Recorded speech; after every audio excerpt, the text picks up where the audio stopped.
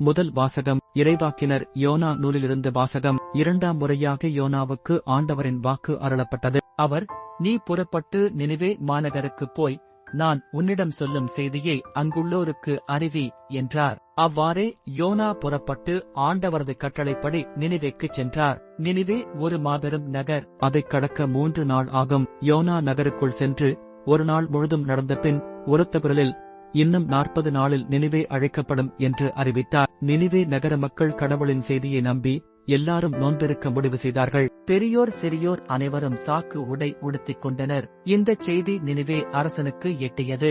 அவன் தன் அரியணையை விட்டிறங்கி அரச உடையை களைந்துவிட்டு சாக்கு உடை உடுத்திக் கொண்டு சாம்பல் மீது உட்கார்ந்தான். மேலும் அவன் ஓர் ஆணை பிறப்பித்து அதை நினிவே முழுதும் பறைசாற்றச் செய்தான். இதனால் அரசரும் அரச அவையினரும் மக்கள் அனைவருக்கும் அறிவிப்பதாவது, எந்த மனிதரும் உணவை சுவைத்து கூட பார்க்கக்கூடாது.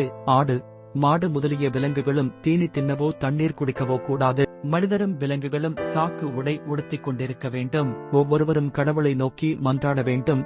தம் தீய வழிகளையும் தாம் செய்து வரும் கொடுஞ்செயல்களையும் விட்டொழிக்க வேண்டும். இவ்வாறு செய்தால் கடவுள் ஒருவேளை தம் மனத்தை மாற்றிக்கொள்வார். அவரது கடுஞ்சினமும் தணியும். நமக்கு அழிவு வராது.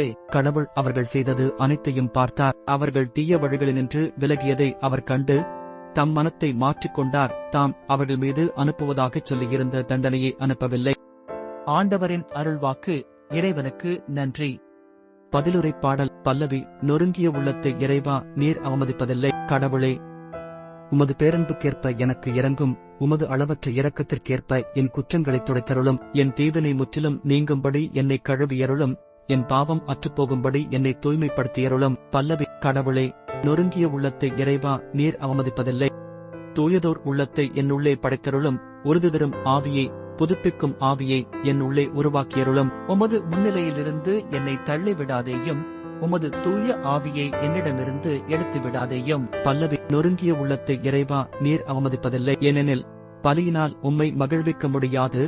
நான் எரிபலி செலுத்தினாலும் நீர் அதில் நாட்டங்கொள்வதில்லை. கடவுளுக்கேற்ற பலி நொறுங்கிய நெஞ்சமே.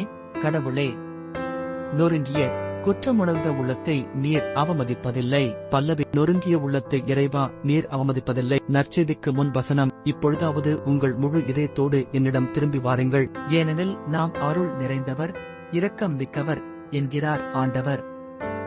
நற்செய்தி வாசகம். லூக்கா எழுதிய தூய நற்செய்தியிலிருந்து வாசகம். அக்காலத்தில் மக்கள் வந்து கூட இயேசு கூறியது, இந்த தீய தலைமுறையினர் அடையாளம் கேட்கின்றனர். இவர்களுக்கு யோனாவின் அடையாளத்தை தவிர வேறு அடையாளம் எதுவும் கொடுக்கப்பட மாட்டாது. யோனா நினிவே மக்களுக்கு அடையாளமாய் இருந்ததைப் போன்று மானிட மகனும் இந்த தலைமுறையினருக்கு அடையாளமாய் இருப்பார். தீர்ப்பு நாளில் தென்னாட்டு அரசி இத்தலைமுறையினரோடு எழுந்து இவர்களை கண்டனம் செய்வார். ஏனெனில் அவர் சாலமோனின் ஞானத்தை கேட்க உலகின் கடைக்கோடியிலிருந்து வந்தவர். ஆனால் இங்கிருப்பவர் சாலமோனிலும் பெரியவர் அல்லவா? தீர்ப்பு நாளில் நினிவே மக்கள் இத்தலைமுறையினரோடு எழுந்து இவர்களை கண்டனம் செய்வார்கள்.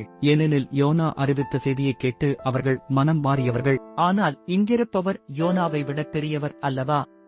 ஆண்டவரின் அருள்வாக்கு. கிறிஸ்துவே உமக்கு புகழ்.